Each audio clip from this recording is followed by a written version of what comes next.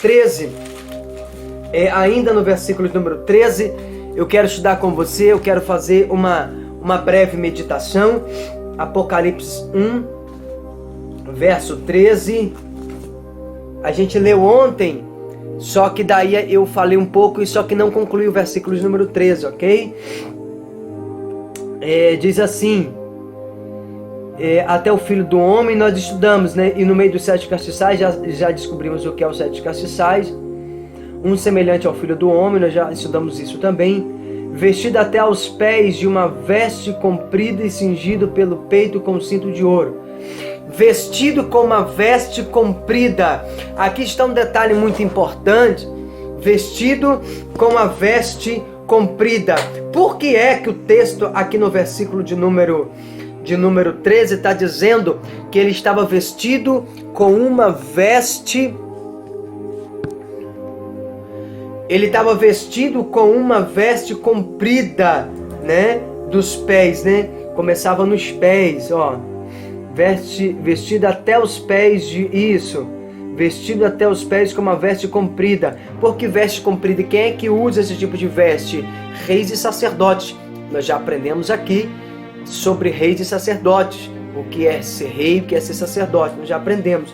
Então, todo rei, todo sacerdote, eles usam vestes compridas. Por que reis e sacerdotes usam vestes compridas? Porque se fala de glória, se fala de governo, se fala de poder. E toda vez que nós vemos um rei ou um sacerdote, está falando que as abas de suas vestes, né, o vestido longo, as vestimentas longas do rei e do sacerdote, se fala de glória, se fala de poder. Vamos ler Isaías 6 primeiro, para a gente ter uma compreensão melhor. Isaías 6 primeiro. Eu vou ler aqui na minha Bíblia online. No ano em que morreu o rei Uzias, eu vi também ao Senhor assentado sobre um alto e sublime trono, e a cauda do seu manto, ou a aba do seu manto, enchia todo o templo. Ou seja, a veste do Senhor, a cauda do manto dele é capaz de encher todo o templo, né? Está falando da sua glória, ok? Então, reis e sacerdotes é que usam vestes compridas, ok? Versículo número 14. Vamos acelerar, pessoal. E a sua cabeça e cabelos eram brancos como a lã branca, como a neve, e os olhos como chamas de fogo. Uma coisa interessante é que no Antigo Testamento, no livro de Cantares, a Bíblia diz que os cabelos do Senhor é preto como o corvo. Olha o que está escrito em Cantares 5:11. A sua cabeça é como o ouro mais apurado. Os seus cabelos, cachos de palmeiras, são pretos como o corvo. Então, quando se fala que o cabelo dele é preto como o corvo, está falando da sua juventude, né? Está dizendo que da força da sua juventude. Cabeça e cabelos brancos se fala de maturidade, né? Se fala de honra, se fala de glória. Olha o que está escrito em Provérbios 16:31. Vamos lá ver? Coroa de honra são os cabelos brancos. Olha que coisa interessante. Maturidade, honra, quando eles estão no caminho da justiça. Então, cabelo branco se fala de honra. Então, aqui em Apocalipse 1:14, diz que a sua cabeça e cabelo é branco como a alva lã, é brancos como a neve. Por quê? Está se falando da maturidade, está se falando da honra, né? Vamos ver ainda Provérbios 20:29. A glória do jovem é a sua força. Lembra que eu falei o cabelo preto, né? Simboliza a juventude, a força. Mas a beleza dos velhos são os cabelos brancos. Olha que coisa tremenda, né? Beleza e honra. A beleza dos velhos estão nos cabelos brancos. Os cabelos brancos se fala da beleza do velho, se fala da honra. É ou não é? Está dizendo, né, que a coroa de honra do Senhor é o seu cabelo. Então a coroa de honra do velho, dos anciãos, é os seus cabelos brancos. Ainda no versículo de número 14. E os seus olhos como chama de fogo. Irmãos, Isso aqui é impactante. Isso aqui me chamou muito a atenção. Os seus olhos é como chamas de fogo. E por que os olhos dele é como chama de fogo? Porque o fogo, ele serve para provar. É ou não é? Ele serve para provar. Então, nós vamos ver que sempre que alguém encontra uma pedra bruta, vai passar pelo fogo, vai provar essa pedra bruta no fogo para extrair dela a essência que é o ouro. Vamos ver o que está escrito em 1 Pedro, capítulo 1, versículo 7. Para que a prova da vossa fé, muito mais preciosa do que o ouro, que perece e é provado pelo fogo, se acha em louvor e honra e glória na revelação de Jesus Cristo. Então observa que o ouro é provado pelo fogo. Então, para que é que serve o fogo? Para poder provar, para provar principalmente as nossas obras. Assim como o ouro é provado pelo fogo, as nossas obras também serão provadas pelo fogo, ok? Então entenda uma coisa, Deus no dia do tribunal, no julgamento do tribunal, Ele não vai julgar as nossas obras mediante aquilo que Ele vê ou aquilo que Ele ouve, não. Ele vai julgar segundo os teus olhos de fogo. Então, Deus ouviu falar de mim, eu sou um pastor, pouco importa. Eu sou um pregador, pouco importa. Eu sou um apóstolo, pouco importa. Para Deus não importa título ou cargo. Quando chegar diante do tribunal do Senhor, Ele vai provar as nossas obras pelo fogo. Então, como é que as nossas obras serão provadas? Pelo fogo. Então, as nossas obras, elas serão provadas pelo fogo. Porque quando Jesus olha para nós, ele não vê o exterior, ele não vê como um homem vê. Ele olha e ele vê por dentro de nós. Amém? Então, com os seus olhos como chama de fogo, ele traz para fora tudo aquilo que está oculto. Então os olhos de fogo do Senhor servem para trazer à tona o que está oculto lá dentro. Consegue entender ou não? Então vamos ler 1 Coríntios 3,13. A obra de cada um se manifestará. Na verdade, o dia a declarará, porque pelo fogo será descoberta, e o fogo provará qual seja a obra de cada um. Então entenda uma coisa, as nossas obras serão provadas pelo fogo quando? Quando estivermos diante do tribunal do Senhor. Ainda em 1 Coríntios 4:5, vamos ver o que está escrito. Portanto, não julgueis antes do tempo, até que o Senhor venha, o qual também trará à luz as coisas ocultas das trevas, e manifestará os desígnios dos corações, e então cada um receberá de Deus o louvor. Então os crentes que se achegarem diante do Senhor, esse julgamento do tribunal é para julgar as nossas obras, não é o julgamento do trono branco, do grande trono branco, é o julgamento do tribunal. E diante do tribunal, o Senhor com os seus olhos de fogo vai trazer à tona nossas obras. As nossas obras serão provadas pelo fogo. Pastor, como eu sei que as minhas obras serão aprovadas? A Bíblia diz que alguns terão obras de pedra preciosa, outros de prata, outros de ouro, outros de palha, outros de madeira, outros de feno. Então são as 6 obras. A obra de madeira, de feno e de palha, quando o Senhor olhar para ela com seus olhos de fogo, ela vai se queimar. Mas a obra de ouro, a obra de pedras preciosas e a obra de prata, ela se purificará, e o Senhor vai nos entregar o louvor de cada obra. Então entenda uma coisa, os olhos como chama de fogo do Senhor servirá para trazer à existência as nossas obras mais ocultas.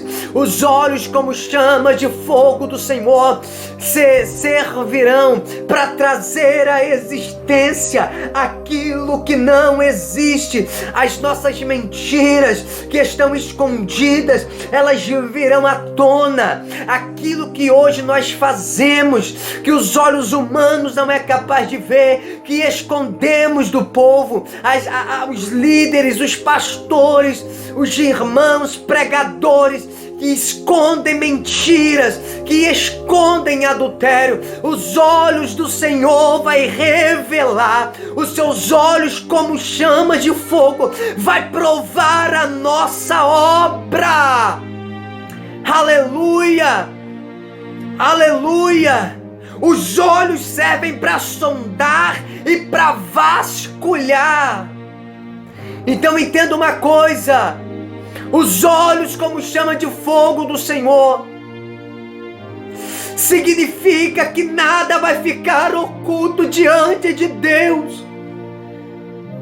Os olhos dele, como está escrito, tudo vê. A motivação, o coração, a atitude. Não ocultemos nada de Deus, porque os seus olhos são como chamas de fogo, que vasculham tudo. E o interessante é que no versículo que nós estamos estudando, versículo 14, os olhos dele, que João está dizendo, primeiro João vê ele andando no meio dos 7 castiçais. O que são os castiçais? Os 7 castiçais são as 7 igrejas.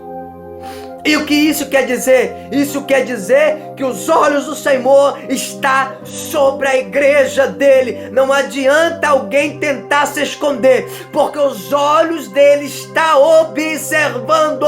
Ele está caminhando entre os candelabros de ouro. Ele está caminhando entre os castiçais de ouro. Os olhos deles, os olhos como chama de fogo, está vasculhando e sondando cada detalhe das igrejas. Cada detalhe. Cada detalhe. Cada detalhe. Então entenda, os olhos de fogo dele vai penetrar a nossa alma. Os olhos como de fogo do Senhor vai penetrar, e ele vai trazer à tona as mentiras. Ele vai trazer à tona as desculpas que nós damos para não servi-lo. Tudo vai vir à tona. Cada pecado escondido vai vir à tona. Os olhos do Senhor estão voltados para cada igreja local. Isso é algo muito sério, irmão. Porque tudo que está escondido vai vir à tona. Tudo que está escondido vai ser revelado. Como está escrito em Mateus 10:26, o que hoje está oculto será manifestado, e os que falam cochichando nos quartos será ouvido dos telhados. Não se engane, os olhos como chamas de fogo do Senhor está sobre a igreja. Por isso, sem santidade, não pode ninguém ver o Senhor. Nós não podemos se achegar diante de Deus de qualquer forma. Então entenda, para Cristo não existe trevas, porque aonde Ele olha, ilumina. Os seus olhos são como 2 holofotes que clareia aonde Ele olha. Aleluia! Vamos dar sequência. Versículo 15. E os seus pés semelhante ao bronze reluzente, como se tivesse sido refinado numa fornalha. E a sua voz como a voz de muitas águas. A voz de muitas águas é o mesmo que a voz de relâmpagos, tá? Os seus pés semelhantes ao bronze polido numa fornalha. Então, o que é o bronze? Bronze se fala do juízo de Deus. E os seus pés, por que pés? Porque por onde ele passa traz juízo. Então observa, os seus pés são como um bronze polido na fornalha, reluzente polidos numa fornalha. Por que bronze? Bronze se fala do juízo. Por que pés? Porque aonde ele vai passando vai trazendo juízo. Agora entenda, aonde é que ele está caminhando? Aonde é que ele está caminhando? No meio das 7 igrejas. Então, o primeiro lugar que ele vai trazer juízo vai ser sobre as igrejas. Ele começa trazendo juízo, começando pelas igrejas. Quando Cristo voltar, ele não volta como um cordeiro, ele vem como um leão. E aonde ele passa trazendo juízo, ele vem para julgar. E por onde ele começa? Pela igreja local. Ele vai julgar as nações, ele vai julgar a terra, ele vai julgar aqueles que fizeram a terra sofrer, aqueles que maltrataram o povo de Deus, ele vai julgar todos. Porém, vai começar pela igreja. 1 Pedro 4,17, vamos ver o que está escrito. Porque já é tempo que comece o julgamento pela casa de Deus. Observa, o julgamento se começa pela casa de Deus. Que os pés dele é como um latão, que é reluzente polido na fornalha, como um bronze polido. Latão tá estranha essa palavra, não é latão, é bronze. Está passando no meio das 7 igrejas. Então já é tempo que comece o julgamento pela casa de Deus. E se primeiro começa por nós, qual será o fim daqueles que são desobedientes ao Evangelho de Deus? Agora tenta imaginar, se para nós, se o juízo já começa para nós, começa pela casa de Deus, ele já vem nos julgar, agora imagina para aqueles que são desobedientes ao Evangelho, aqueles que zombam do Evangelho, aqueles que zombam do povo de Deus, imagina como vai ser o julgamento para esses tais. O negócio é sério, irmão. Amém? Vamos continuar, verso 16. E ele tinha na sua destra fala de poder, tá? 7 estrelas, e da sua boca saía uma espada de 2 fios, e seu rosto era como o sol quando na sua força resplandece. As 7 estrelas são os 7 anjos da igreja, os 7 mensageiros, os 7 líderes das 7 igrejas, ok? Então, se as 7 estrelas são os anjos líderes, o que isso significa? Significa que cada líder, que cada pastor, que cada mensageiro está debaixo do governo do Senhor. Existem pessoas que já chegaram a dizer, Jesus já perdeu o governo da igreja tal, Jesus já perdeu o governo da igreja tal. Isso é conversa, irmão, é conversa. Por quê?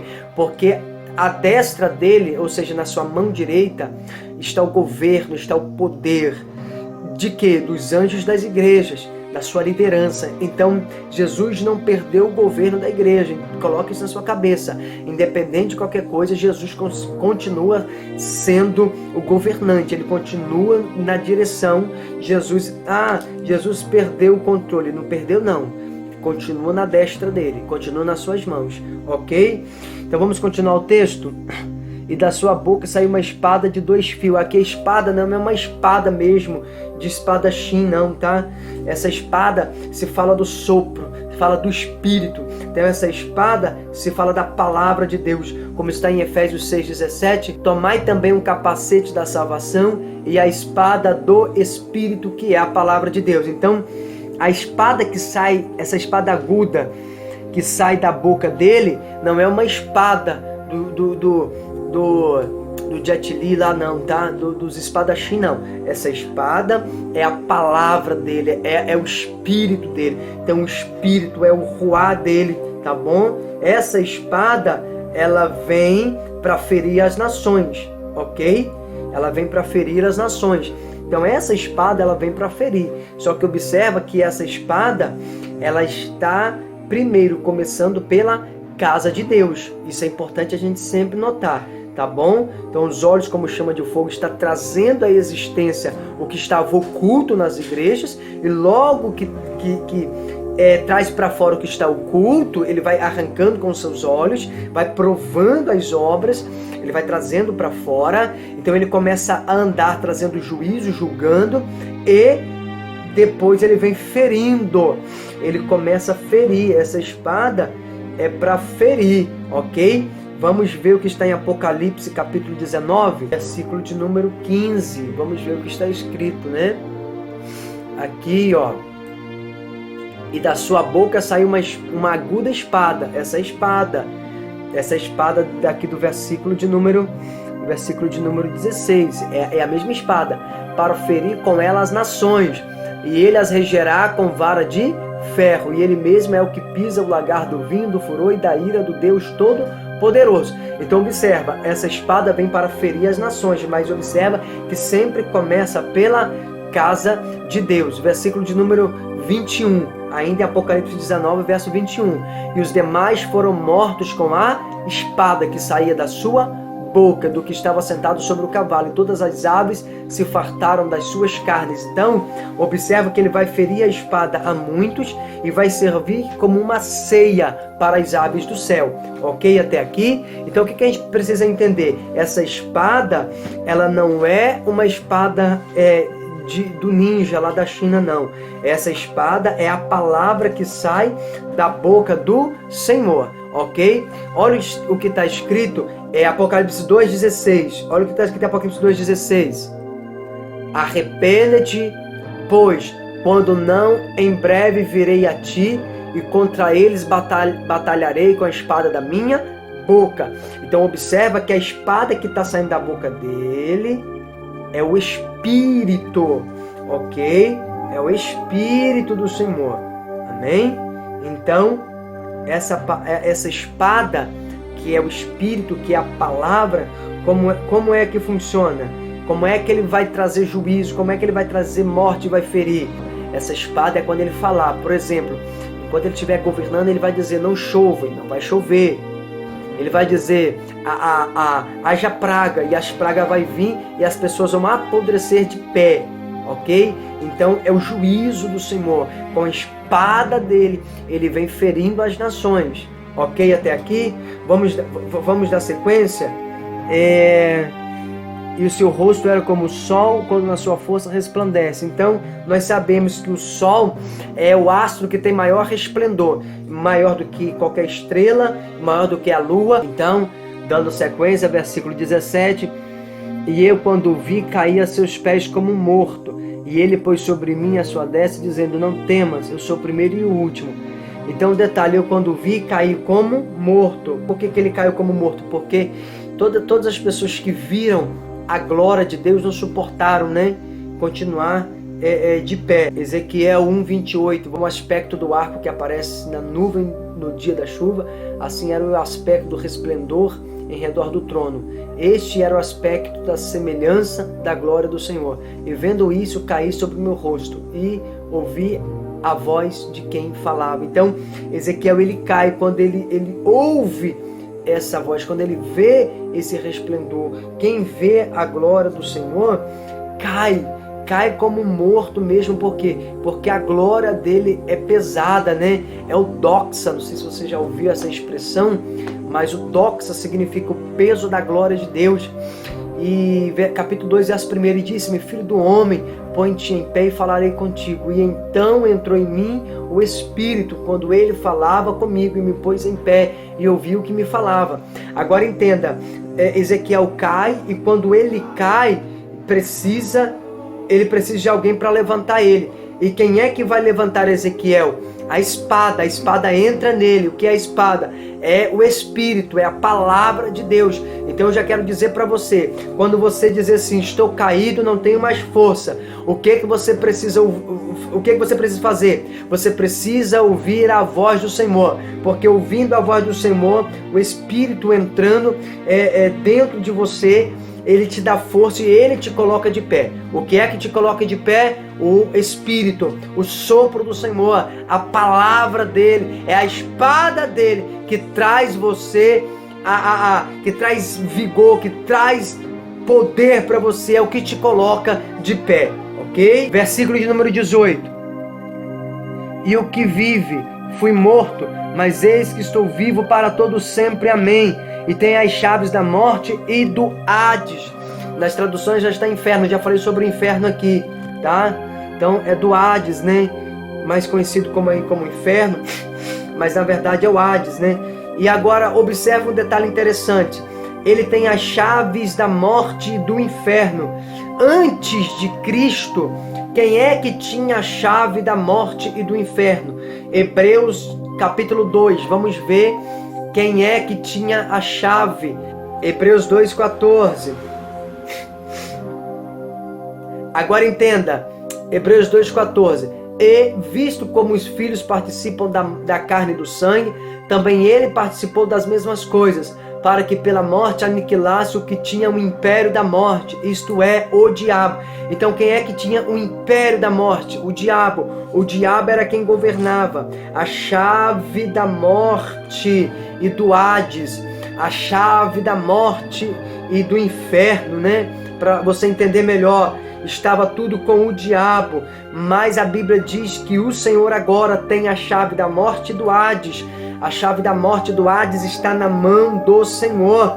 O que é ter a chave? Quando se fala de chave, se fala de porta. Quando se fala de porta, se fala de que pode se fechar tanto de fora quanto de dentro, né? Você fecha e abre. Então, quando se tem a chave, se tem porta. Quando se tem porta, se fecha ou se abre. Consegue entender? E Cristo tem a chave.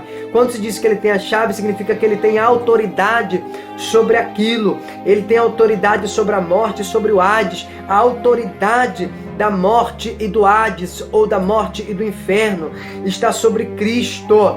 Cristo é que tem a chave, e se Ele quiser, Ele fecha a porta da morte e não há quem faça ela se abrir. Alguém já chegou a dizer assim: o diabo não tem nem a chave da sua casa. Então entenda uma coisa, irmão, o diabo não mora lá no inferno, ele não mora lá, tá? Então ele não tem a chave de lá porque está com Cristo, mas também ele não mora lá não é a casa dele, tá ok?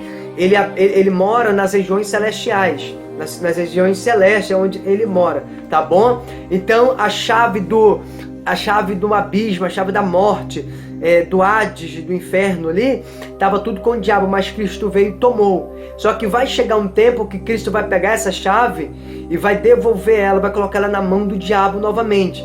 Mas Cristo vai entregar a chave do abismo, a chave do Hades, tá bom? Vamos ler Apocalipse 9, verso 1.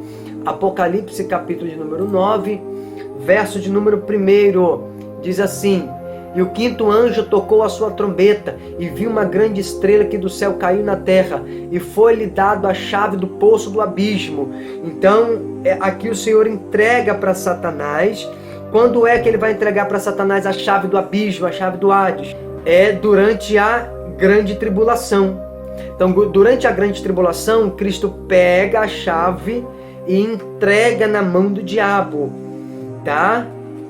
Para que Cristo entrega essa chave na mão do diabo? Para sair os espíritos malignos de lá, para atormentar os homens. Então observa, versículo de número, ainda versículo de número 18, né? Ó, e o que vive fui morto, mas eis que estou vivo para todo sempre, amém? E tem mais chaves da morte e do Hades, ok? Então a chave do Hades, mais conhecido na tradição como inferno, então a chave do inferno, do Hades, será entregue na mão do diabo para que ele tire do abismo os espíritos malignos para atormentar os homens, ok? Pastor, e qual é o problema do Senhor entregar na mão do diabo a chave do abismo? O problema é que Jesus entrega apenas a chave do abismo, a chave do Hades, a chave do inferno. Cristo não entrega a chave da morte. Aqui mora o problema. Jesus ele entrega a chave do abismo, mas a chave da morte continua na mão de Cristo. E aí? Então ele vai trancar a morte. Ele vai fechar a porta da morte e durante 5 meses, como diz o Apocalipse 9:5, né?